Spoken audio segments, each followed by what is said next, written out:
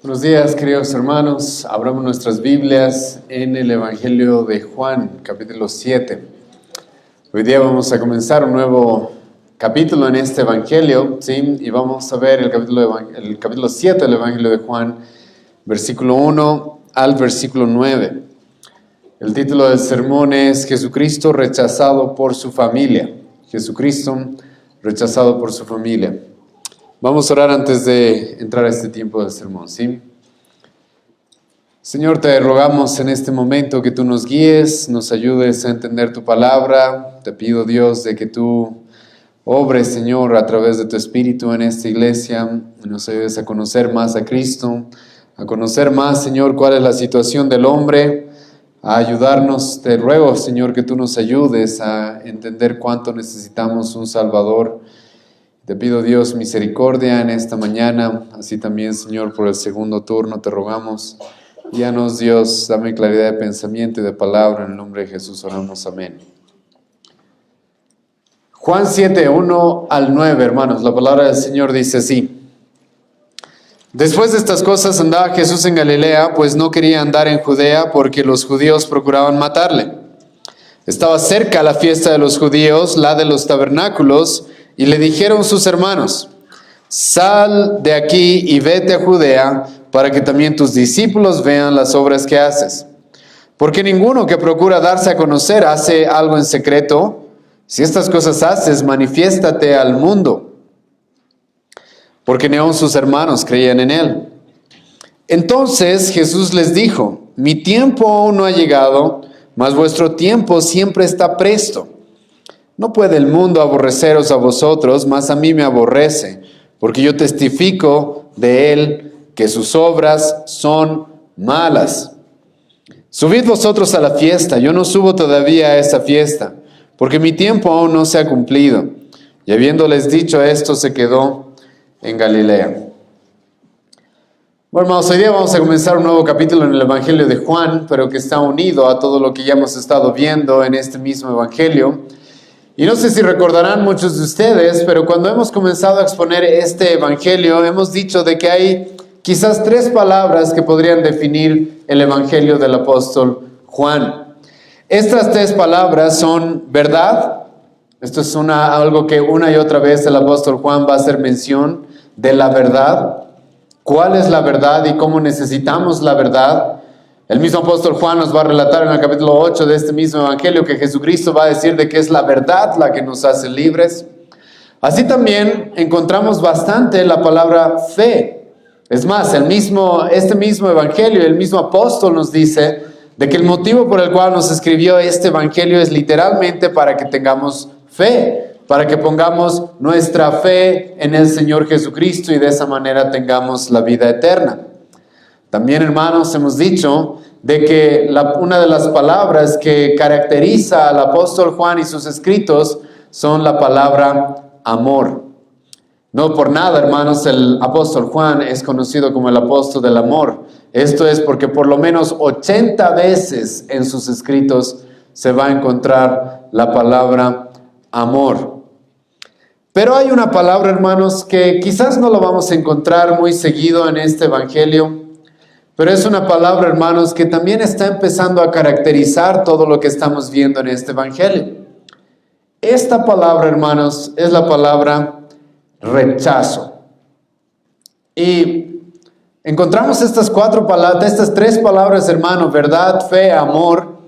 Y estas palabras quizás tienen una connotación positiva, la cual nos haría pensar de que, este evangelio nos va a mostrar cosas bastante alegres por las cuales debemos gozarnos. Pero la realidad, hermano, es que lo que estamos viendo en este evangelio una y otra vez es más bien rechazo hacia nuestro Señor Jesucristo. Y no sé si te diste ya cuenta de eso, pero en este evangelio una y otra vez ya nos estamos topando con esto. Es más, el día de hoy nos vamos a topar con que Jesucristo fue rechazado por su propia familia, por sus propios hermanos y hermanas. Él fue rechazado. Y sinceramente, mientras más me pongo a estudiar este evangelio, y esta es la segunda vez que lo estoy exponiendo, más encuentro, hermanos, las palabras del profeta Isaías cumpliéndose. ¿Se acuerdan lo que el profeta Isaías dijo acerca de nuestro Señor Jesucristo en el Antiguo Testamento? Escucha lo que el profeta Isaías dijo en el capítulo 53 de su libro. ¿Quién ha creído a nuestro anuncio y sobre quién se ha manifestado el brazo de Jehová? Subirá cual renuevo delante de él y como raíz de tierra seca, no hay parecer en él ni hermosura le veremos, mas sin atractivo para que le deseemos. Escucha lo que dice el profeta Isaías, y si tú conoces algo del capítulo 53 del profeta Isaías, sabes de que ahí está hablando de Jesucristo. Y el profeta Isaías comienza haciendo esta pregunta: ¿quién ha creído este mensaje? ¿Quién va a haber recibido el Evangelio y recibido al Mesías?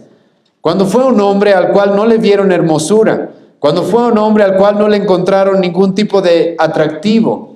Y por lo cual el profeta Isaías continúa diciendo de que fue despreciado y desechado entre los hombres, varón de dolores, experimentado en quebranto, y como escondimos de él nuestro rostro, fue menospreciado y no le estimamos. Hermano, la vida de Jesucristo también tiene esta característica: rechazo. Hemos visto en el Evangelio de Lucas hace bastantes meses, el capítulo 4 del Evangelio de Lucas nos relata la primera prédica de Jesucristo en Nazaret. ¿Qué era Nazaret? Era el lugar donde Jesucristo literalmente había vivido casi toda su vida. Había crecido ahí estaban sus amigos, sus vecinos, la gente que lo conocía de toda la vida. Y su primer sermón va a terminar con esa misma gente queriendo matarlo. Hermano, Jesucristo fue rechazado por sus vecinos, por sus amigos, por las multitudes, por los líderes judíos, como vamos a ver el día de hoy, e incluso por su propia familia. Y literalmente, hermanos, este pasaje comienza de esta manera. Jesucristo, teniendo precaución, y es más, él debía tener precaución. ¿Por qué? Porque había un montón de gente que lo odiaba y buscaba literalmente matarlo. Escucha cómo comienza este capítulo 7, versículo 1. Después de estas cosas, andaba Jesús en Galilea, pues no quería andar en Judea porque los judíos procuraban matarle. Después de estas cosas, ¿qué cosas? Todo lo que ya hemos estado viendo sinceramente en este evangelio. Probablemente, pero Juan aquí hace específicamente hincapié en lo que hemos visto en el capítulo 6 de este evangelio. ¿Qué hemos visto, hermano, en el capítulo 6 de este evangelio? Hemos visto a Jesucristo siendo rechazado por miles de personas.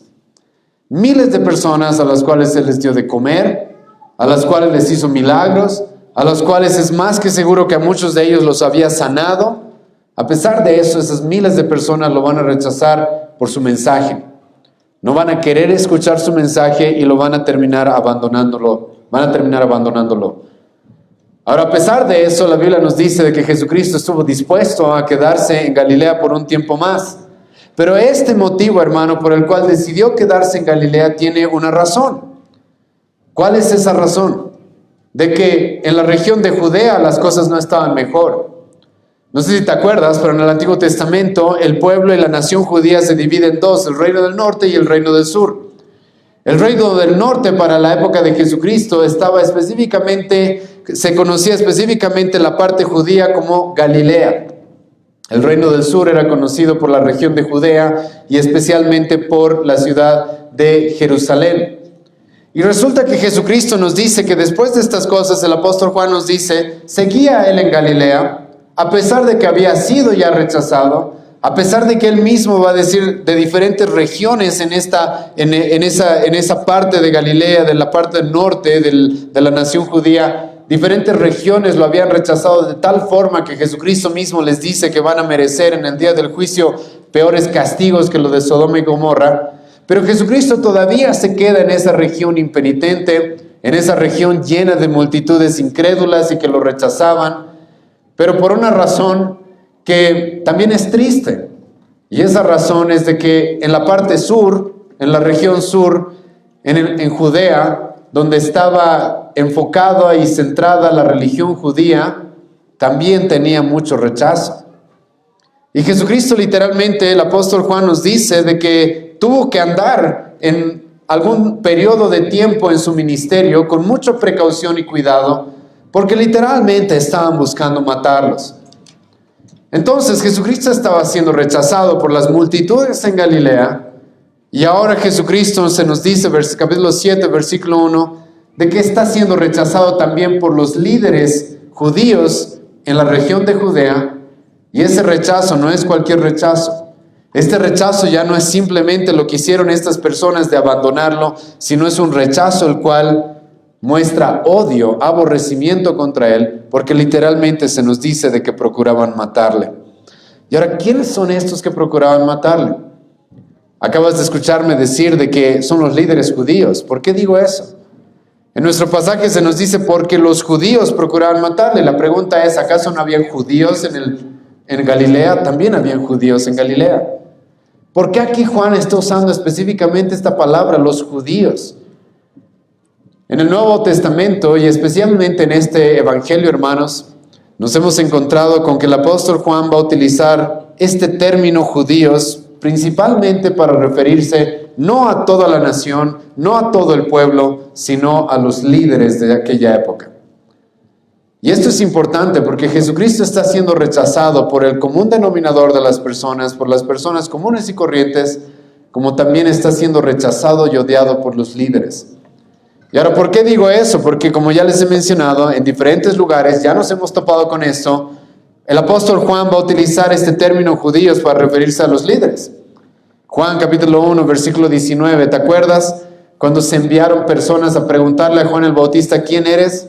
Escucha lo que dijo el apóstol Juan. Este es el testimonio de Juan cuando los judíos enviaron de Jerusalén sacerdotes y levitas para que le preguntasen. Esos judíos no eran cualquier judíos, eran los líderes, por eso tenían el poder de enviar sacerdotes y levitas para hacer preguntas. Capítulo 2 del versículo 18. Entonces los judíos le respondieron y le dijeron, ¿qué señal nos muestras ya que haces esto? En este capítulo 2 del Evangelio de Juan, Jesucristo se está enfrentando a los líderes judíos literalmente en el templo. ¿Se acuerdas? Hemos leído y hemos estudiado ese pasaje hace ya bastantes meses, en los cuales Jesucristo va al templo y literalmente tiene que sacar a todos los mercaderes y cambistas porque los líderes judíos habían vuelto la casa de Dios en una cueva de ladrones. En el capítulo 5 de este Evangelio nos hemos topado de manera más explícita con esto. Escucha, Juan capítulo 5, versículo 10. Y por esto los judíos perseguían a Jesús y procuraban matarle porque hacía estas cosas en el día de reposo. Literalmente Jesucristo, después de haber sanado a un hombre en el día de reposo, los judíos van a buscar matarlo. Y si te acuerdas cómo continuó la historia en el capítulo 5 del Evangelio de Juan, sabes de que no solamente van a querer matarlo por haber quebrado el día de reposo, sino literalmente van a querer matarlo porque Jesucristo dijo ser Dios. Así también nos vamos a encontrar con esos mismos judíos, los cuales van a enviar guardias del templo para intentar apresar a Jesucristo. Nos vamos a encontrar con esos mismos judíos en el capítulo 8, 2 veces, versículo 31, capítulo 8, versículo 48, 3 veces incluso en el capítulo 8. En el versículo 57 también nos vamos a encontrar una vez más con esos judíos, los cuales lo van a intentar confrontar y van a tener un problema con ellos. Esos judíos son los que el apóstol Juan va a reconocer como los que tenían el poder de expulsar a las personas de la sinagoga. Y en el capítulo 9 de este mismo evangelio nos vamos a encontrar con esos judíos expulsando a una persona de la sinagoga. ¿Por qué? Por el simple hecho de haber creído en Jesucristo. Entonces, hermano, lo que vamos a ver, y ya estamos viendo que está escalando en este evangelio, es ya no solamente un rechazo y el abandono de las multitudes hacia Jesucristo, sino literalmente un odio. Un odio a tal grado que estas personas están pensando, ¿cómo lo vamos a matar? ¿Cómo podemos matarlo? Algo que ya comenzó en el capítulo 5 de este evangelio y que va a ir escalando cada vez más. Y el apóstol Juan nos presenta que esta es una de las razones por las cuales Jesucristo se quedó todavía en Galilea. Ahora, si tú sabes algo de Jesucristo y la cultura judía, como vamos a ver en un momento, Jesucristo tenía la obligación de ir a Judea.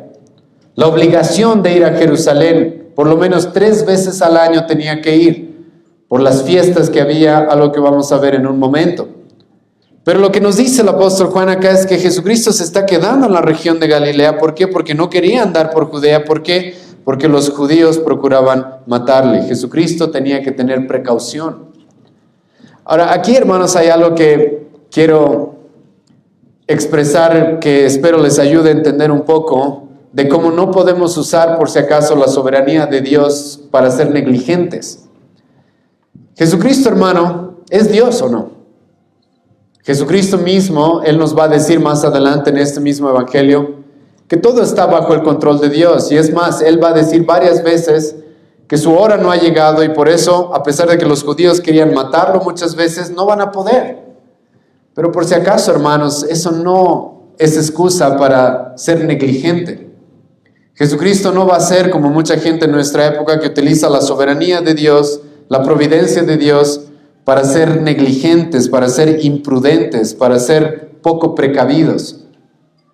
Jesucristo, hermano, no va a hacer eso, sino que Jesucristo sabe, estos judíos me quieren matar. Ahora Jesucristo sabe cuándo va a llegar su hora. Vamos a ver eso en el capítulo 11 de este mismo evangelio. Pero no por eso Él va a ser negligente, no por eso Él va a arriesgarse, no por eso Él se va a poner en momentos los cuales lo puedan poner en riesgo su vida. Y es más, hemos visto ya esto desde el capítulo 4 de este mismo evangelio, cuando el apóstol Juan, nos dijo, de que Jesucristo literalmente se fue a la región de Galilea. ¿Por qué? Porque los judíos ya lo estaban persiguiendo. Porque los judíos y los líderes judíos estaban buscando ya de alguna manera saber quién es Él y entrar en problemas con Él. Pero Jesucristo, hermano, no va a ir directamente al riesgo, no se va a arriesgar y no va a dejar de ser prudente. Sino que Jesucristo, sabiendo de que Dios está en control de todo, eso no va a ser un motivo para el cual Él no tome sus precauciones. Hermano, yo creo lo que algunos teólogos han dicho, de que cada uno de nosotros es inmortal hasta que hayamos cumplido nuestra obra en este mundo, porque nadie muere sin que Dios quiera que muera. Pero hermano, ¿eso significa que ahora me ponga una venda en los ojos y cruce las calles sin ver? No significa eso, ¿verdad? Y eso es importante, hermano, en lo que estamos viendo en Jesucristo acá. Porque Él sabe que todo está bajo el control de Dios, y Él sabe cuándo va a llegar su hora, y Él sabe cuándo va a ser el momento de su muerte. Pero eso no significa de que no va a tomar sus precauciones, eso no significa de que va a andar como un temerario tomando riesgos sin sentido. Y en este punto Jesucristo, el apóstol Juan nos dice, literalmente está haciendo eso. Está tomando sus precauciones porque sabe que esos judíos quieren matarlo. Pero ahora, no solamente ese es el contexto. El apóstol Juan nos va a presentar de que en este pasaje nos encontramos con una fiesta muy importante para los judíos. La fiesta de los tabernáculos. Escucha versículo 2. Estaba cerca la fiesta de los judíos, la de los tabernáculos. ¿Por qué esto es importante? Porque como vamos a ver en un momento, Jesucristo tenía que viajar a Jerusalén. Tenía la obligación de ir a Jerusalén. Dios había mandado de que todo hombre judío 3 veces al año se acerque a Jerusalén, viaje a Jerusalén, se acerque al templo para hacer diferentes sacrificios, y la fiesta de los tabernáculos era una de esas fiestas. 3 fiestas los judíos tenían que cumplir sí o sí, aunque tenían algunas más. La fiesta de las Pascua, la fiesta del Pentecostés y la fiesta de los tabernáculos. Y ahora es importante que Juan nos dé este contexto. ¿Por qué? Porque esa fiesta, hermano, como les estoy explicando, es una fiesta que iba a atraer miles de personas a Judea. Iba a atraer miles. Algunos incluso han llegado a decir que millones de personas eran atraídas a este tipo de fiestas. Porque los judíos tenían que viajar de todas partes en aquella época a Jerusalén. Tenían que viajar y acercarse al templo para hacer los diferentes sacrificios y ritos que Dios les había mandado. Ahora, esta fiesta de los tabernáculos, si quieres profundizar un poco más, después tú puedes leer una vez más Levítico capítulo 23, versículo 33 al 44, donde Dios va a dar ciertas características acerca de esta fiesta. Déjame darte algunas. Primero, la fiesta comenzaba el 15º día del 7º mes. Este es un detalle importante. ¿Por qué? Porque probablemente dentro del capítulo 6 al capítulo 7 han pasado como 6 meses. Probablemente. Porque el capítulo 6 comenzó diciéndonos de que estaba cerca la Pascua. Y la Pascua era en el primer mes judío. en el primer mes del año judío. Ahora nos encontramos 7 meses probablemente después. El día 15 del séptimo mes debía comenzar sí o sí esa fiesta. Esta era una fiesta en la cual se hacía una consagración sagrada a todos los hombres judíos, los cuales muchas veces también iban con sus familias. Estos judíos debían acercarse al templo a hacer sacrificios especiales, los cuales eran quemados con fuego por el Señor. Así también se nos dice en la Biblia de que esta fiesta duraba 8 días. El versículo 39 de Levítico 23 nos explica eso. También en esta fiesta se celebraban con diferentes ramas de diferentes tipos de árboles. Pero esta fiesta, hermano, tenía algo especial y por algo se le llama la fiesta de los tabernáculos. Porque los judíos, a diferencia de las otras fiestas, hacían algo especial en esta fiesta. Y es de que ellos se construían una especie de carpas, una especie de tabernáculos pequeños, una especie de pequeñas carpas donde ellos pasaban esos 8 días fuera de sus hogares. Ahora, ¿por qué los judíos hacían esto? Moisés nos dice de que Dios les mandó a hacer esta fiesta a estos judíos para que ellos recuerden cómo es que Dios les proveyó todo lo necesario durante su peregrinaje en el desierto en el Antiguo Testamento. ¿Te acuerdas? Dios salva al pueblo de Israel de Egipto, lo rescata de la esclavitud y de la muerte en esa nación, pero después este pueblo tiene que viajar por un largo periodo de tiempo por el desierto. Ahora ese viaje sinceramente hubiera sido bastante corto, quizás hubiera durado solo 3 meses, pero por causa del pecado del pueblo de Israel, ese viaje va a durar como 40 años. Y durante esos 40 años, el pueblo judío tuvo que andar sin un lugar de residencia, tuvo que estar viajando y dando vueltas por ese desierto hasta llegar a la tierra prometida. Y Dios le manda al pueblo de Israel que después de eso, ellos debían recordar esta fiesta, recordando de que Dios, a pesar de que los hizo habitar en el desierto, a pesar de que no tenían un lugar propio durante todos esos años, Dios, ¿qué es lo que hizo? Dios les proveyó todo lo que necesitaban para que lleguen a la tierra prometida. Ahora, dicho sea de paso, por si acaso, hermanos, esa fiesta tiene bastante relación, no solamente con el pueblo judío, también con nosotros. Esa fiesta es un tipo de lo que a ti y a mí nos sucede el día de hoy. El día de hoy, hermano, tú, si eres cristiano, ya estás en tu nación, ya estás en la tierra que Dios te ha prometido. Ya hemos llegado al lugar que Dios nos ha prometido. Creo que no todavía, ¿sí o no? En el Antiguo Testamento, el apóstol Pablo mismo nos va a decir de que ese peregrinaje del pueblo de Israel durante 40 años en el desierto es un reflejo en cierta manera de lo que tú y yo vivimos en nuestra época, en la cual Dios nos salva del pecado, nos salva de la esclavitud del pecado y de sus consecuencias, pero nos promete que todavía va a llegar un momento en el cual vamos a disfrutar con Él, en la nueva Jerusalén, cuando haya un nuevo cielo, una nueva tierra. Y es por eso que por el momento tú y yo se nos conoce como peregrinos en este mundo, sin un lugar todavía de residencia eterna, de residencia fija. Entonces esa fiesta, por si acaso, es un tipo en cierta manera de lo que tú y yo también experimentamos. Y el pueblo judío en el Antiguo Testamento experimentó esto, estar un largo periodo de tiempo en el cual todavía no tenían un lugar fijo donde quedarse, todavía no habían llegado a la tierra prometida, y a pesar de que había pecado entre ellos, a pesar de que las cosas eran bastante difíciles porque estaban literalmente en un desierto, Dios les había provisto todo lo necesario durante ese peregrinaje. Y entonces Dios le dice a este pueblo, quiero que recuerdes eso para siempre, ¿sí? Quiero que esta sea una fiesta en la que tú recuerdes mi provisión. Quiero que tú recuerdes de que has estado en el desierto sin un lugar fijo, propio, pero que yo te he provisto y te he cuidado durante todo ese tiempo hasta que llegaron a la tierra prometida. Y entonces los judíos, hermano, esto es bastante especial porque hacían lo que se conoce como Sukkot en la fiesta de los tabernáculos. que son, como he mencionado, construcciones pequeñas en las cuales ellos tenían que vivir esos 8 días, recordando cómo Dios los había sostenido durante esos 40 años en el desierto. Y entonces el apóstol Juan nos dice que estamos en esta fiesta.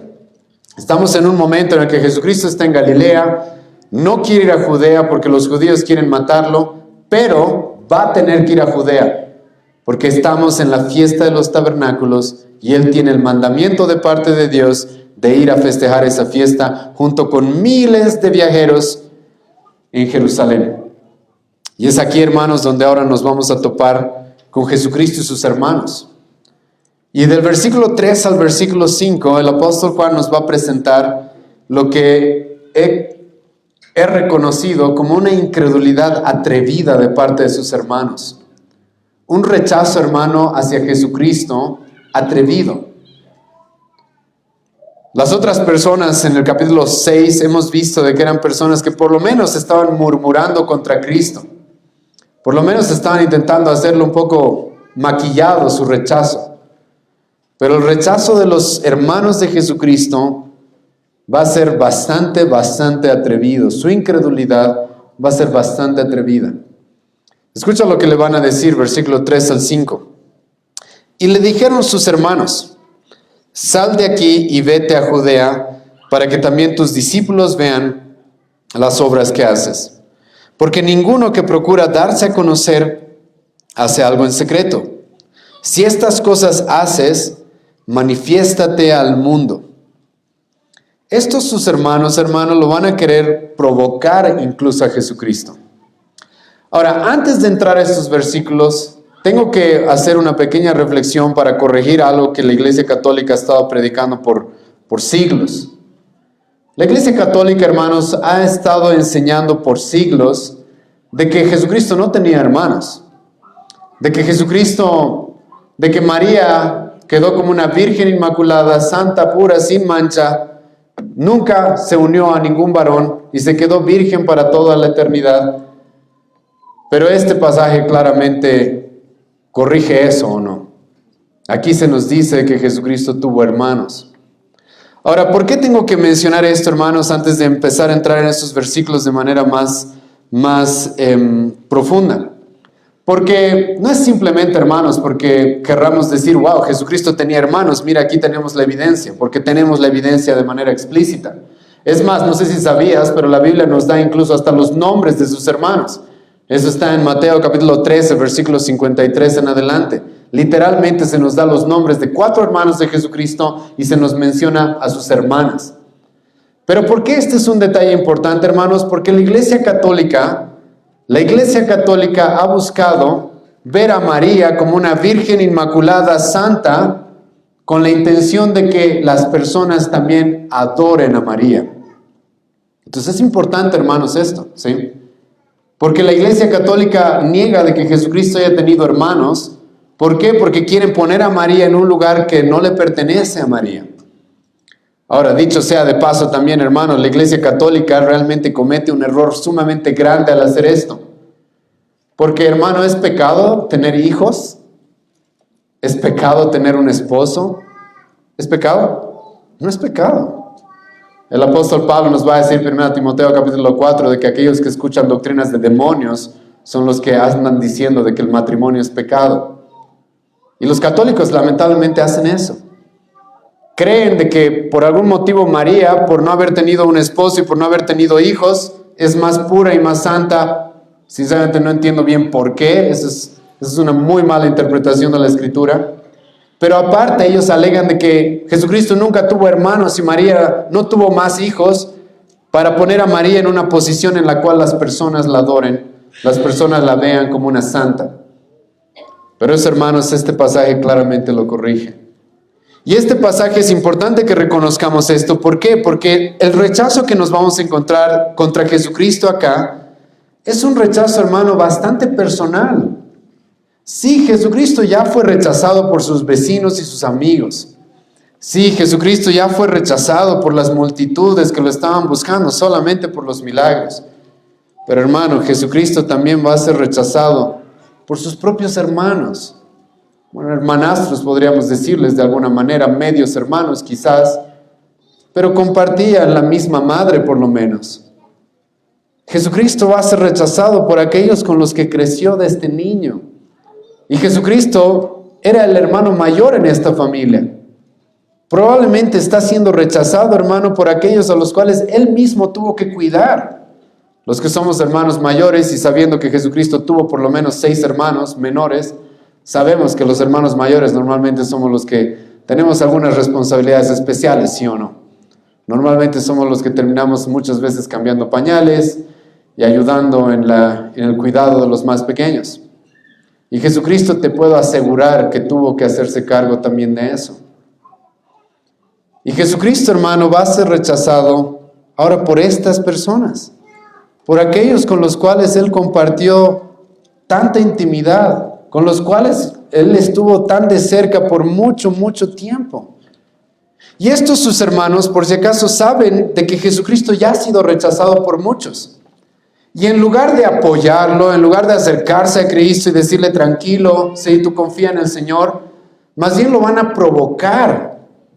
Estos sus hermanos, hermano, escucha, ellos saben que Jesucristo fue rechazado ya.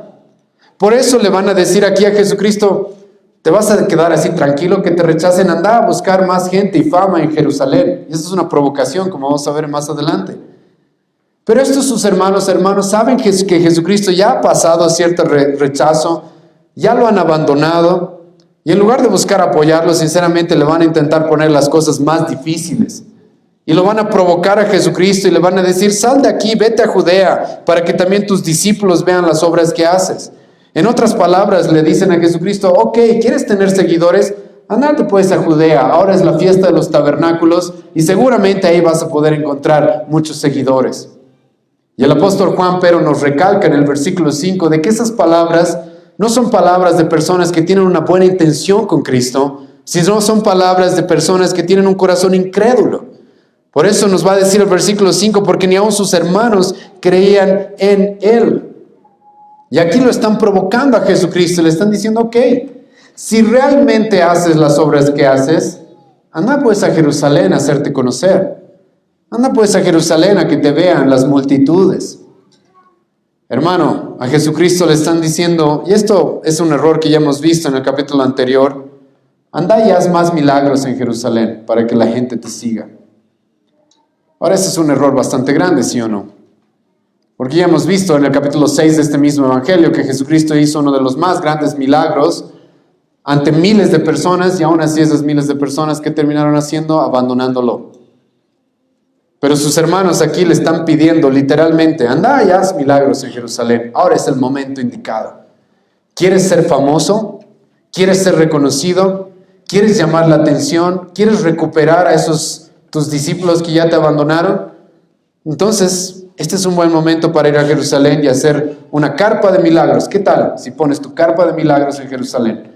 Martes, miércoles del poder de Dios, ¿sí? Y la gente va a venir a ti. Ve y hazte conocer. Y ahora aquí, pero hermanos, hay un problema que es muy, muy importante, ¿sí? Porque estas personas creen que, y esto lo voy a repetir en un momento más profundamente, pero estas personas creen de que lo único que Jesucristo quiere es ser famoso. Pero no es lo que Jesucristo quiere. Estos sus hermanos creen que lo único que Jesucristo quiere es ser famoso. Y hermano, lo que sus hermanos le están diciendo acá está acorde y está unido, íntimamente relacionado con las tentaciones que Satanás le dio a Jesucristo. No sé si te acuerdas, pero hemos estudiado también esas tentaciones en el Evangelio de Lucas, capítulo 4. Hay una de las tentaciones, hermano, en la que Satanás lo va a tentar a Jesucristo con esto, con la fama. No sé si te acuerdas, pero Satanás lo lleva a Jesucristo al pináculo en el templo, donde todos lo podían ver. Y Satanás le dice, ok, si eres el Hijo de Dios, lánzate y que los ángeles vengan y te recojan y te rescaten. Hermano, esa tentación estaba ligada a que Jesucristo reciba el reconocimiento y la fama por una obra milagrosa, así como que los ángeles lo rescaten. de lanzarse del templo.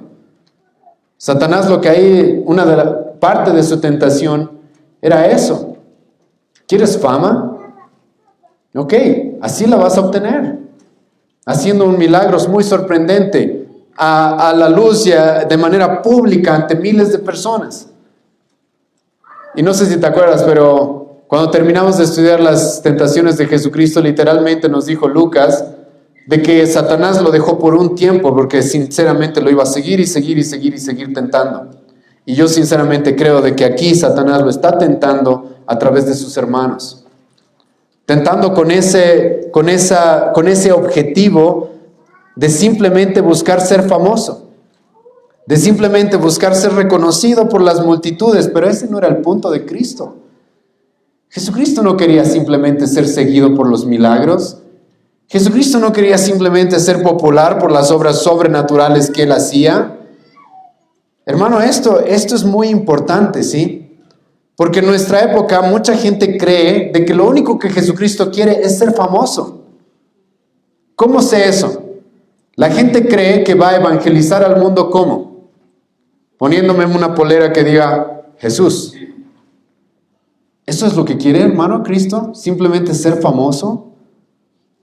Por eso tú ves muchas personas que creen vamos a cumplir la obra de Dios, dicen, y vamos a pintar las piedras. Mientras viajaba, me acuerdo, hace un tiempo, había piedras en diferentes montañas donde decían Jesús, Jesús, Jesús, y en algunas Jesús te ama, ¿sí?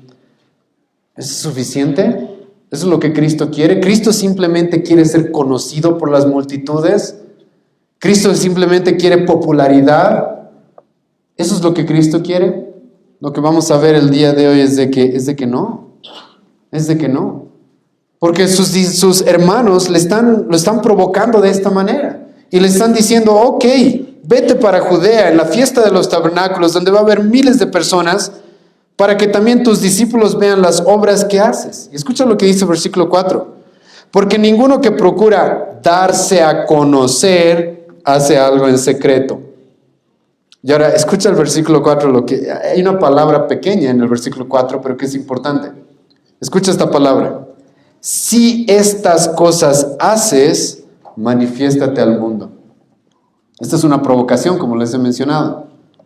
Sus hermanos le están diciendo, ok, si realmente lo que se dice de ti, ¿no? De que has multiplicado los panes, los peces, de que haces milagros, si realmente haces eso, a ver, queremos que lo hagas en Jerusalén.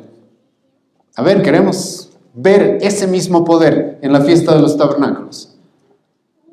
Ahora, hermano, esto no es nuevo. Jesucristo mismo se va a topar con mucha gente así, que le va a decir, ok, si quieres que creamos en ti, entonces haz milagros. Y Jesucristo va a decir, la generación adúltera, la generación perversa y adúltera es la que me pide señales. Y no les voy a dar ninguna señal más que la señal del profeta Jonás. Pero los hermanos de Jesucristo acá están haciendo eso.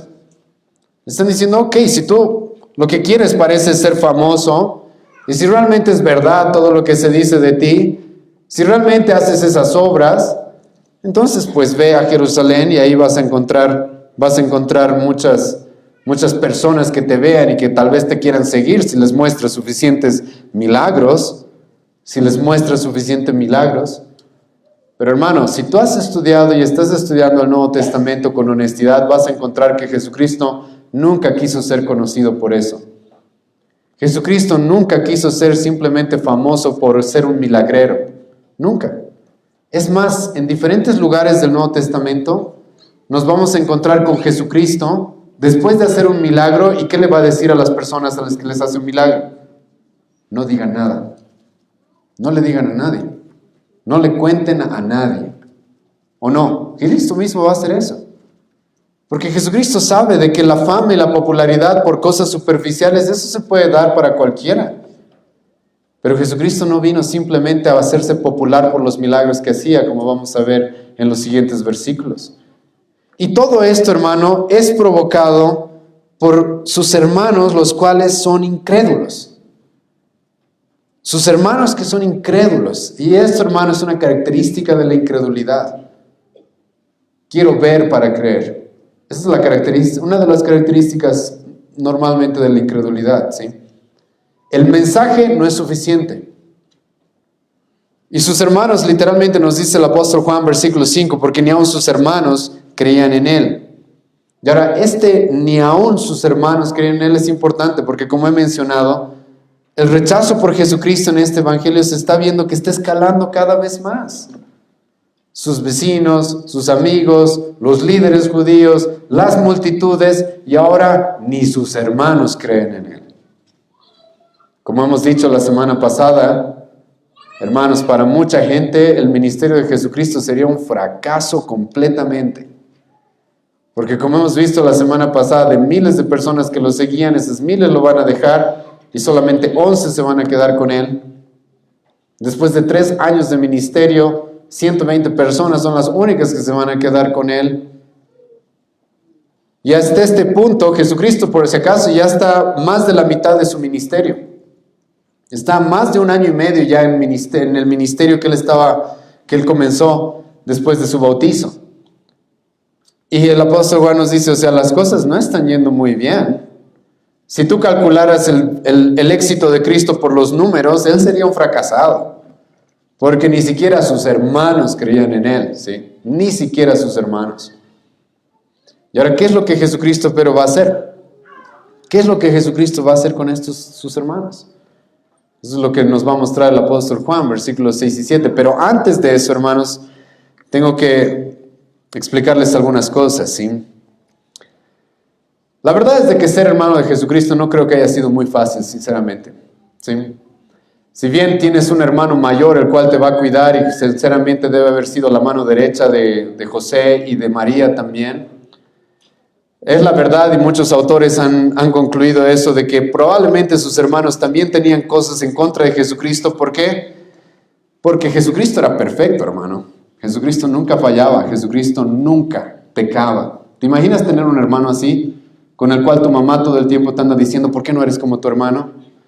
Probablemente a Jesucristo le pasó eso también, ¿sí? Entonces no estoy diciendo por si acaso de que la vida de Jesucristo, por causa de su perfección, sinceramente debe haber sido complicada la relación que tuvieron a lo largo de su infancia y a lo largo de la vida que tuvieron en un mismo hogar. Pero, hermanos, lo que también debemos reconocer en este pasaje al ver la incredulidad de estas personas son 2 cosas. 1, la corrupción del hombre, hermano. Porque ¿cómo puedes estar tan cerca de Cristo y no darte cuenta quién es Él? ¿Te imaginas? Escucha, ya, estas multitudes que lo estaban siguiendo a Cristo por los panes, por los peces, ok, ya. Tal vez se acercaron así por Él, está bien, y lo abandonaron. Qué gente tan mala, ¿sí? Ya, sus amigos, sus vecinos, ok, que lo quisieron apedrear después de que predicó su primer sermón, ya, ok, tal vez también tenían algo personal contra Él, ¿sí? Pero ahora nos topamos, hermano, con sus hermanos. Y eso, hermanos, sí es una ilustración muy clara de lo que la Biblia nos dice. Hemos leído eso hoy día en Romanos capítulo 3. No hay quien entienda, no hay quien busque a Dios, va a decir el apóstol Pablo. El hombre está muerto en sus delitos y pecados. Y creo que lo que vemos en este pasaje, hermano, es una ilustración muy clara de eso. Porque imagínate, estas personas son las personas que estuvieron más cerca de Cristo por más tiempo. Está bien, las otras personas solamente Jesucristo, como dije acá, está en 1 año y medio de su ministerio. Pero sus hermanos pasaron, ¿cuánto? 30, 20, 25 años con Él algunos. Pero aún así no saben quién es Él. No creen en Él. Hermano, esta es una ilustración muy clara de cuán corrupto está el hombre. Que no importa que literalmente seas el hermano de Jesucristo y que lo hayas visto crecer y que estés cara a cara con Él todos los días, si Dios no obra en ti, hermano, no vas a entender quién es Él. ¿Te acuerdas lo que Jesucristo nos dijo en el capítulo 6? Ninguno puede venir a mí, ¿sí qué? Si el Padre no le trae. Y hermano, eso se aplica hasta a sus hermanos. Hasta a sus hermanos se aplica eso. A pesar de que estaban tan cerca de Él, hermano, no podían verlo. No podían entender quién realmente era Él. Eso, hermano, es por lo que Cristo nos dijo, porque la única forma de que una persona abra los ojos a quién es Cristo es por una obra sobrenatural de Dios. Y esto es un ejemplo muy claro de eso, ¿o no? Segundo, este es un ejemplo muy claro, hermano, de que la salvación no se hereda, ¿sí? No es por ser familiar de alguien importante. Tus hijos no son salvos porque tú seas cristiano, ¿sí? Así como los hermanos de Cristo no fueron salvos porque Cristo era su hermano. La salvación no se hereda, hermano. La salvación no es por afinidad familiar con alguien cristiano. Si no fue por afinidad, por familiaridad con Cristo, menos aún, hermano, porque tu papá, porque tu abuelo sea cristiano, tú eres cristiano. La salvación no será, y esto es importante en el contexto del pueblo judío, porque no sé si sabías, pero el pueblo judío literalmente creía que por tener relación familiar con algunas personas, ellos ya estaban bien. Los judíos pensaban de que por ser de la genealogía, de la descendencia de Abraham, ellos ya estaban bien, ya tenían el cielo ganado. Si eso fuera cierto, hermano, te esperarías que eso por lo menos se aplique a los hermanos de Cristo y su familia, ¿o no? Que los hermanos de Cristo lleguen al cielo y se les pregunte, ok, ¿por qué vas a entrar? Y digan, cachito, ¿no me reconoces? Yo soy el hermano de Cristo. Pero no es así. Estos hombres igual están en sus pecados, estos hombres igual se los reconoce con incrédulos, y a estos hombres, por más de que eran hermanos de Jesucristo, se los pone al mismo nivel y en el mismo grupo que los que abandonaron a Cristo en el capítulo 6. Que aquellos que rechazaron su mensaje en el capítulo 6. No tienen ninguna ventaja ellos, simplemente por ser hermanos de Cristo. Ahora, por la gracia de Dios, como vamos a ver más adelante, Santiago y Judas, que eran dos de sus hermanos, van a terminar en el Señor y siendo pastores dentro de la iglesia. Santiago y Judas, y esto es por la gracia de Dios, hermano, y tú te das cuenta de eso. Porque te das cuenta aquí la provocación de estos hombres y el atrevimiento. Hazte a conocer, pues vete a Jerusalén a ver, a hacerte popular, a ver si realmente puedes hacer milagros. ¿Sabes qué va a decir después Santiago? Después de años. Santiago 1, versículo 1, Santiago va a decir, yo soy el siervo de Jesucristo. Judas, otro de sus hermanos, literalmente va a comenzar su epístola igual. Judas 1, versículo 1. Yo soy el siervo de Jesucristo. Y eso es interesante porque ellos podrían haber puesto, yo soy el hermano de Jesucristo. No, van a decir, yo soy el esclavo de Cristo. Va a haber un cambio en ellos, gracias a Dios, más adelante. Pero hasta este punto están ciegos, están muertos, están realmente cegados. Por más de que tienen a Cristo enfrente y crecieron con Él, no pueden entender quién es Él. Ahora, esto también por si acaso es el cumplimiento de lo que se nos dijo en el Antiguo Testamento acerca de Cristo. Escucha Salmo 69, versículo 8. Extraño he sido para mis hermanos y desconocido para los hijos de mi madre. Eso es literalmente lo que le estaba pasando a Cristo acá. Sus hermanos lo estaban tratando como un extraño, como un desconocido. Realmente no sabían quién es Él. Ahora, Jesucristo, ¿qué es lo que va a hacer? Va a confrontar a sus hermanos. Nos va a confrontar en cierta manera, versículo 6 hasta el versículo 7, la primera parte. Escucha lo que Cristo les va a decir. Entonces les dijo Jesús, mi tiempo aún no ha llegado. Aquí, hermanos, estamos viendo una vez más lo que ya hemos visto en el capítulo 2 de este mismo evangelio. Porque Jesucristo estaba relacionado de manera familiar con María o con estos sus hermanos. Ellos no tenían ninguna ventaja por Él o sobre Él, por si acaso. ¿Te acuerdas lo que pasó en el capítulo 2 en las bodas de Canaán? María se le acerca a Jesucristo y le dice, Jesús, ¿han quedado sin vino? Haz algo. Y Jesucristo, ¿qué le va a decir? Un momento, mujer, le va a decir. Mi hora todavía no ha llegado. ¿Sabes por qué Cristo hace eso, hermano? Porque está mostrando esa separación que hay. Si bien ellos son sus hermanos, si bien ella es su madre, Jesucristo es Dios, es el Mesías, y Él no está subordinado a ningún ser humano. Él no está subordinado a ningún ser humano porque Él es Dios, es el Cristo, es el Mesías. Y en este pasaje nos encontramos algo parecido. Porque Jesucristo cuando dice todavía no ha llegado mi hora, no se está refiriendo, y yo estoy de acuerdo con bastantes autores, que no se está refiriendo todavía a su muerte. Pero sí se está refiriendo a que no, todavía no quiero ir a la fiesta de los tabernáculos. Yo voy a ir a la fiesta de los tabernáculos cuando yo quiera ir, no porque ustedes me lo estén exigiendo. Hermano, ese es Dios. Él hace lo que Él quiere, cuando Él quiere, donde Él quiere. Ese es Dios. Y Jesucristo, a pesar de que son sus hermanos los que le están pidiendo esto, Jesucristo les va a decir, no. Yo voy a hacer las cosas a mi manera y a mi tiempo. Algo que también hizo con María en este mismo evangelio.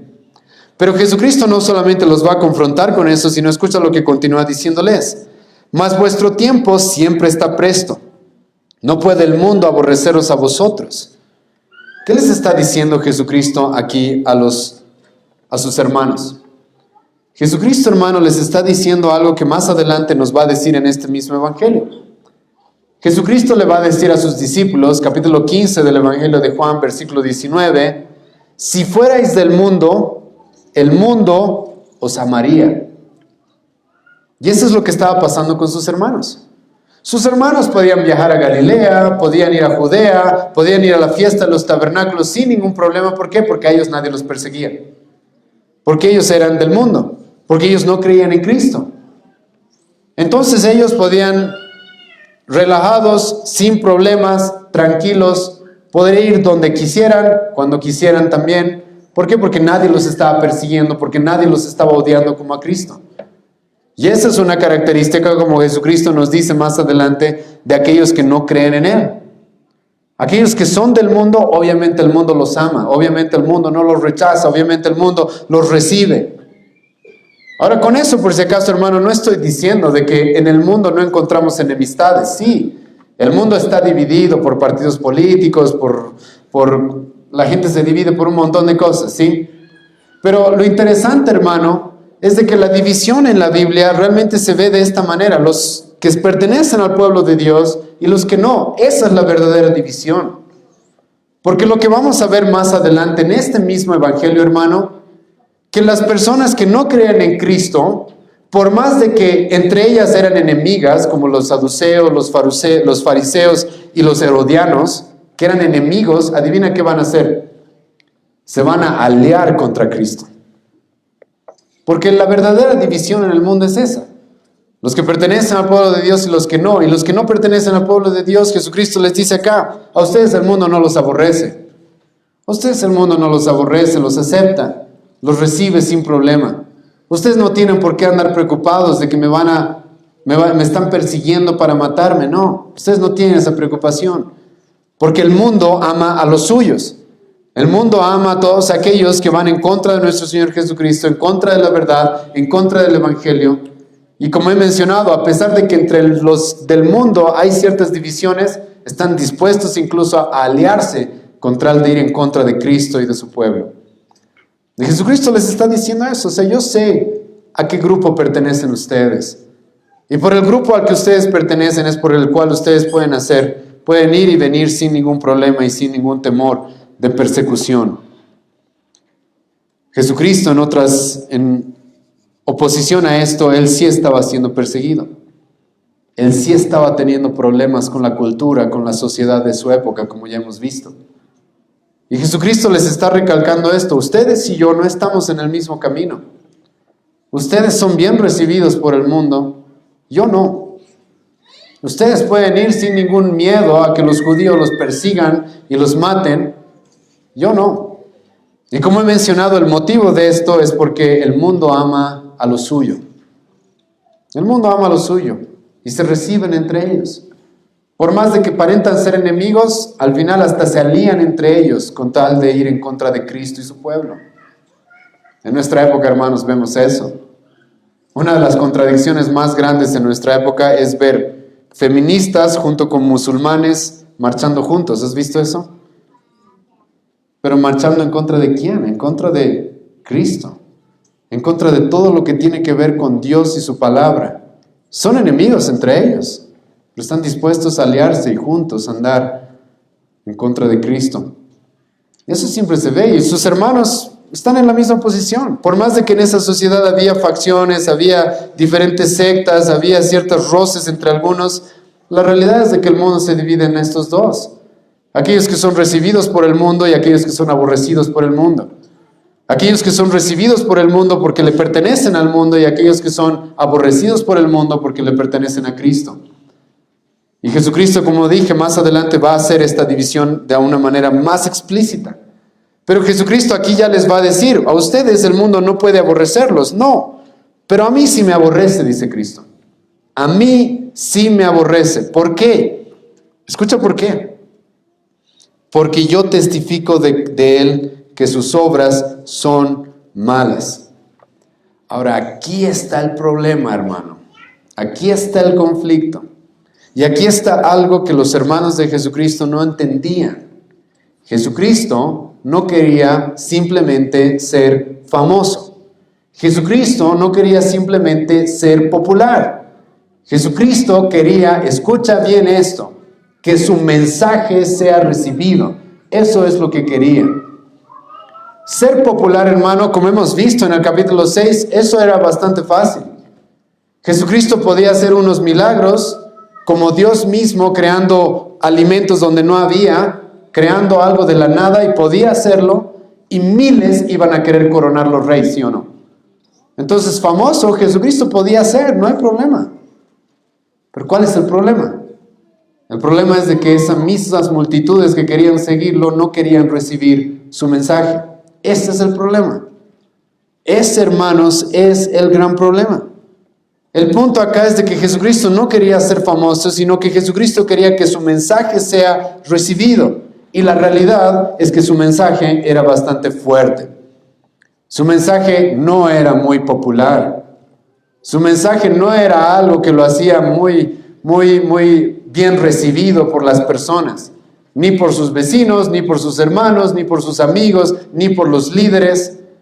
Aquí el mensaje, hermano, era el problema.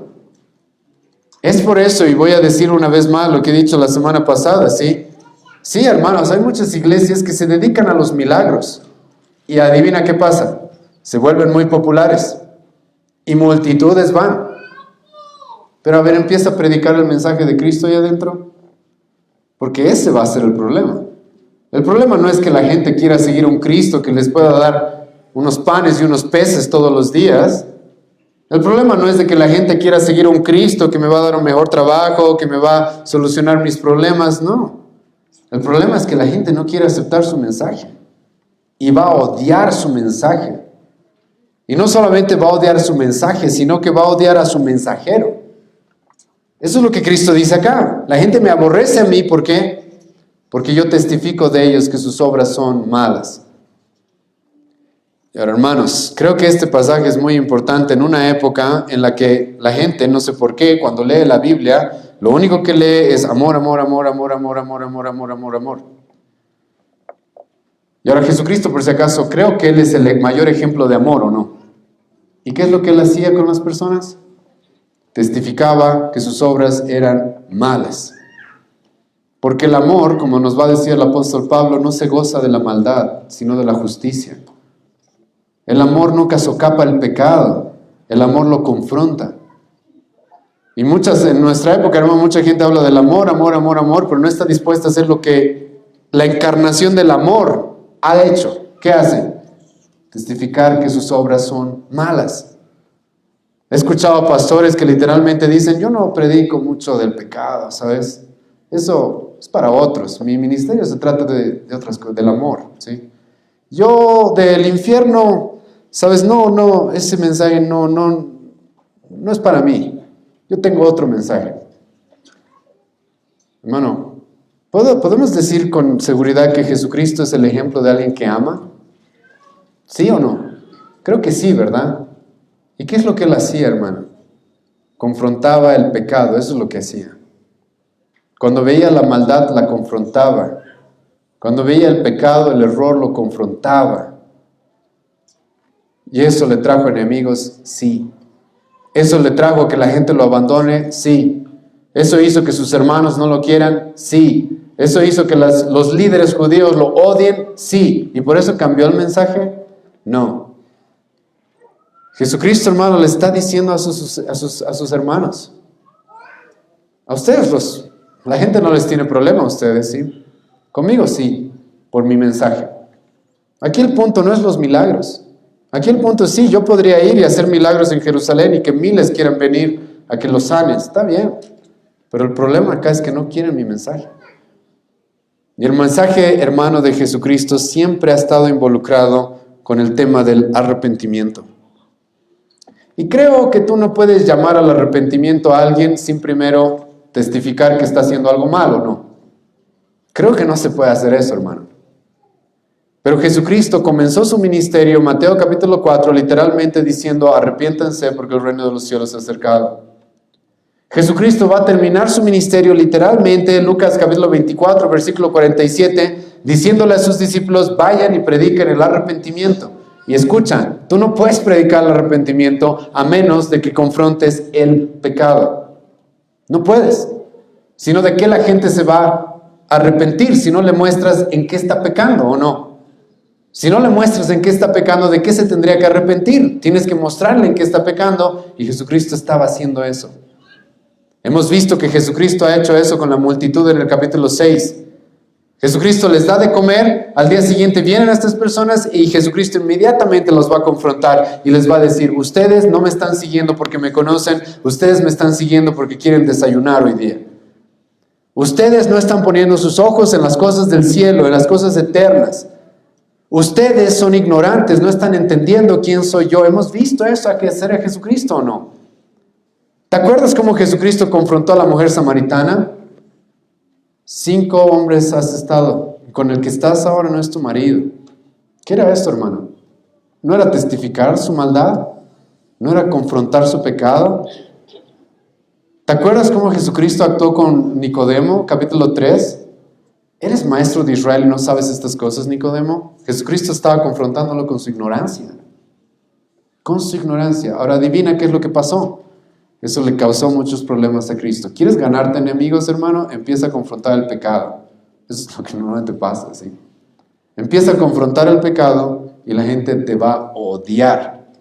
Eso pasa. O algunos se van a volver tus amigos, no estoy diciendo que no. Los que se arrepienten, sí. Pero la gran mayoría, no. Y Jesucristo le dice a sus hermanos, a mí la gente me aborrece, ¿sabes por qué? Porque yo he venido, no específicamente a hacer milagros, yo he venido a testificar de la verdad. Yo he venido a predicar. ¿Te acuerdas Marcos 1, versículo 38? Jesucristo literalmente dice, yo he venido para predicar. Yo he venido a entregar un mensaje. ¿Qué mensaje? Dios es justo, Dios es santo, Dios está airado contra ti y contra mí. Y tú eres un pecador que lo único que mereces es el infierno y solamente Cristo puede salvarte, nadie más. Tus obras, tus méritos, tus rituales, tus ceremonias, tu familia, tu apellido, nada sirve, nada. Yo soy el único que puede salvarlos, Cristo les dijo. Ustedes son pecadores que no tienen ninguna esperanza en ustedes mismos. Yo soy el único que puede salvarlos. Eso les dijo Cristo. Y sí, hermano, no fue algo bien recibido. No fue algo bien recibido. Ahora, no por nada, hermano, cuando tú leas el libro de los Hechos vas a encontrar literalmente Hechos 2, Hechos 3, Hechos 8, Hechos 17, Hechos 26, a lo largo de todo el libro de los Hechos, la predicación del arrepentimiento. Y adivina qué es lo que también van a hacer las personas con los judíos, con los apóstoles. Odiarlos también. Pero hermano, eso es parte del ministerio de Cristo. Eso fue parte del ministerio de los apóstoles. Es más, déjame leerte lo que el apóstol Pablo dijo. Y hemos leído esto hace un momento. Hechos capítulo 3, versículo 9. Romanos capítulo 3, versículo 9. Escucha el apóstol Pablo a lo que se dedicaba. A lo que se dedicaba. Escucha, el apóstol Pablo va a decir esto. Romanos 3, versículo 9. ¿Qué pues? ¿Somos nosotros mejores que ellos? Escucha lo que va a decir. En ninguna manera. Pues ya hemos acusado a judíos y a gentiles que todos están bajo pecado. Hermano, el apóstol Pablo va a decir, parte de mi ministerio es hacer eso. Acusar a las personas de que están en pecado. Y Jesucristo hacía eso, hermano. ¿Por qué? Porque un sano no quiere un médico, ¿verdad? Porque alguien que se cree justo no va a querer un salvador, ¿o no? Y la gente lo va a odiar por eso. Lo va a odiar y lo va a rechazar por eso. Estoy seguro que sus hermanos lo rechazaban también específicamente por eso. En este evangelio, hermano, hemos visto a Cristo una y otra vez confrontar el error, el pecado, y vamos a seguir viendo eso. Va a llegar el momento en el que Jesucristo sí va a ir a Jerusalén, y vamos a ver Mateo 23, Lucas 20 en adelante, cuando Jesucristo va a confrontar a los líderes de una manera muy, muy dura. Sepulcros blanqueados, serpientes, víboras, hipócritas. Y creo que podemos decir que a Jesucristo no le faltaba amor, ¿o sí? Pero ese era su mensaje, hermano. Porque ¿quién va a querer un Salvador a menos de que entienda de que está en su camino a la perdición, a la condenación? Una vez más, ¿quién va a querer un médico si no entiende primero que está enfermo? Y la gente no quiere entender eso. Y la gente no quiere ese mensaje. Y la gente odia no solamente el mensaje, sino al mensajero. Por eso Jesucristo dice, a mí me aborrecen. ¿Por qué? Porque yo testifico de él que sus obras son malas. Vayan conmigo al capítulo 3 de este evangelio. Escucha lo que Jesucristo va a decir. Y aquí Jesucristo nos va a decir por qué lo aborrecen. Y si hay alguien aquí que aborrece este mensaje, ¿sí? Aquí está el motivo. Porque el mensaje del evangelio va a confrontarte con tu maldad. Va a confrontarte con tu corrupción, con quién eres.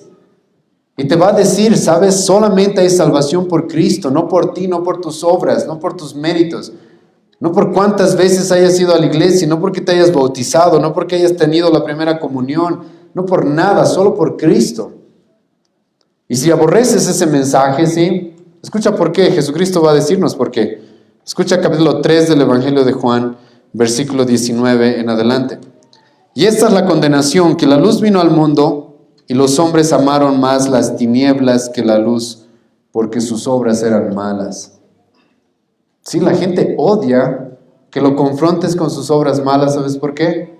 Porque aman esas obras. Porque aman esas obras. Porque aman ese pecado. Porque les gusta vivir de esa manera, pero el evangelio te confronta con todo eso. El evangelio y el mensaje de Cristo siempre van a confrontarte con la realidad, con quién eres tú. Y si amas aquello con lo que se te confronta, es obvio que vas a odiar al mensajero y vas a odiar su mensaje. Y eso es lo que le estaba pasando a Cristo. Y hermano, eso es lo que te va a pasar a ti también. Si predicas, si eres fiel al mensaje de Cristo. Es lo que te va a pasar. Jesucristo le va a decir a sus discípulos, capítulo 15, capítulo 16, a mí me han odiado, adivina qué van a hacer con ustedes, odiarlos. ¿Por qué? Porque les estoy mandando a predicar el mismo mensaje que yo predicaba. Entonces van a tener los mismos resultados más o menos. A mí me han perseguido, ustedes los van a perseguir. A mí me han difamado, ustedes los van a difamar. Va a llegar el momento, Jesucristo va a decir que incluso los líderes los van a querer matar. Los que se creen más religiosos, más devotos, ellos los van a querer matar. Y Jesucristo, hermano, les recalca a sus hermanos acá esto. Ustedes como están bien con el mundo, ustedes como no tienen problemas con el mundo, ustedes como viven en las mismas obras que el mundo no los rechaza. El mundo no los odia, el mundo los recibe. A mí, como yo traigo un mensaje distinto y como yo confronto la maldad de este mundo, entonces a mí sí me aborrecen. Y hermano, el mensaje de Cristo es esto lo que va a causar. Va a causar rechazo, va a causar oposición. Hermano, en el ministerio de Jesucristo tú vas a ver eso. El mensaje de Cristo en muchas circunstancias no va a causar grandes avivamientos, va a causar grande oposición más bien. Y eso más bien va a ser una muestra de que su mensaje está siendo predicado de la manera correcta. Jesucristo dijo, Mateo capítulo 10, yo no he venido a traer paz al mundo. Por mi causa, Jesucristo va a decir, las familias se van a dividir. Las madres se van a poner contra sus propios hijos por el mensaje. Y eso le estaba pasando a Jesucristo. A los suyos vino y los suyos no lo recibieron. Y aquí Jesucristo nos dice, ¿por qué? Por mi mensaje. Porque yo testifico que sus obras son malas. Y Jesucristo va a continuar haciéndolo a pesar de este aborrecimiento. Y entonces Jesucristo confronta eso a sus hermanos. Y este pasaje termina diciendo esto. Versículo 8 y 9. Subid vosotros a la fiesta. Yo no subo. Ahora aquí, hermano, hay una palabra importante. Todavía. Porque más adelante vamos a ver que Jesucristo sí va a ir a esa fiesta de los tabernáculos. Al principio va a ir oculto, pero después va a confrontar a los judíos de una manera bastante frontal con el error y la ignorancia en la que vivían. Pero Jesucristo le dice a sus hermanos, yo no subo todavía, ustedes vayan, yo voy a ir a mi tiempo, yo voy a ir cuando tenga que ir. Literalmente por eso Jesucristo les dice, porque mi tiempo aún no se ha cumplido. ¿Ahora qué se está refiriendo? No creo que se esté refiriendo a su muerte todavía, porque falta todavía como un año para que muera. Se está refiriendo a todavía no es el momento para que suba a la fiesta de los tabernáculos, Él va a subir después.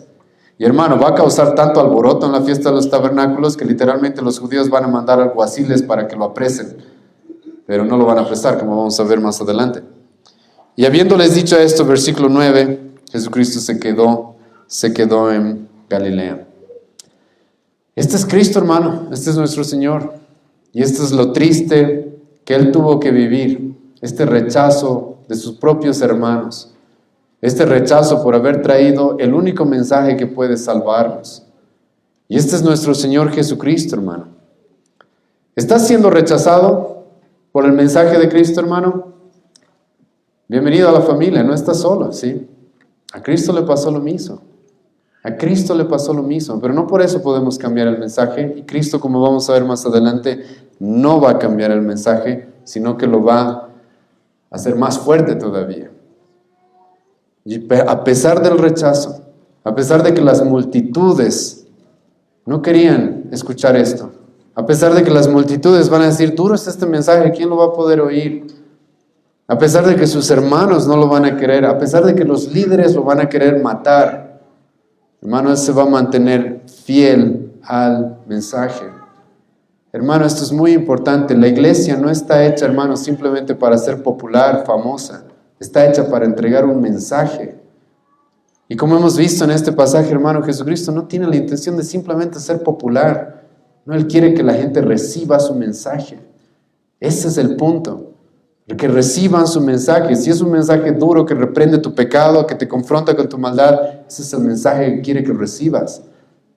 Ese mensaje el cual te dice de que no hay esperanza en ti, solamente en Él, sí, ese es el mensaje que Él quiere que la gente reciba. Y nosotros, si seguimos a nuestro Señor, hermanos, debe ser igual. Las multitudes pueden rechazarnos, los líderes pueden rechazarnos, la mayor parte del mundo puede odiarnos. ¿Y qué hay que hacer? Hay que seguir, hermano, como nuestro Señor Jesucristo, sin cambiar el mensaje, siguiendo predicando la verdad, que es la única que puede hacer libres a las personas. Y es lo que vamos a ver que Jesucristo, a pesar de todo este odio y todo este aborrecimiento y todo este rechazo, va a continuar haciendo en este evangelio. Vamos a orar, ¿sí? Señor, te agradezco esta mañana, este pasaje que hemos podido comenzar a estudiar, Señor, este capítulo nuevo en el evangelio de Juan. Dios, tú sabes de que ninguno de nosotros, yo no soy capaz, Señor, de hacerle justicia a tu palabra. Pero te ruego, Dios, de que utilices nuestros esfuerzos inútiles para edificar a tu iglesia. Te ruego, Dios, de que tú puedas guiar a esta iglesia a conocer más el ministerio de nuestro Señor Jesucristo, a entender más acerca de su Salvador. Ayúdanos, Dios, a reconocer lo que tu Hijo tuvo que sufrir, Dios, para salvarnos a nosotros. Y te ruego que nos ayudes a seguir sus pasos, Señor.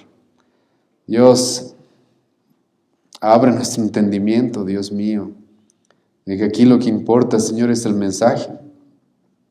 Muchos pueden intentar llamar la atención a un supuesto Cristo. Muchos podrían querer simplemente buscar ser famosos, ser populares, diluyendo el mensaje, pero tu Hijo no estuvo dispuesto a hacerlo. Y te agradecemos, Dios, por la fidelidad y el ejemplo que encontramos en Él. Te ruego, Dios, misericordia y que nos ayudes, Señor, a comprender tu palabra y lo que viene en los siguientes versículos en este capítulo. Y gracias, Dios, por nuestro Señor Jesucristo. En el nombre de Jesús oramos. Amén.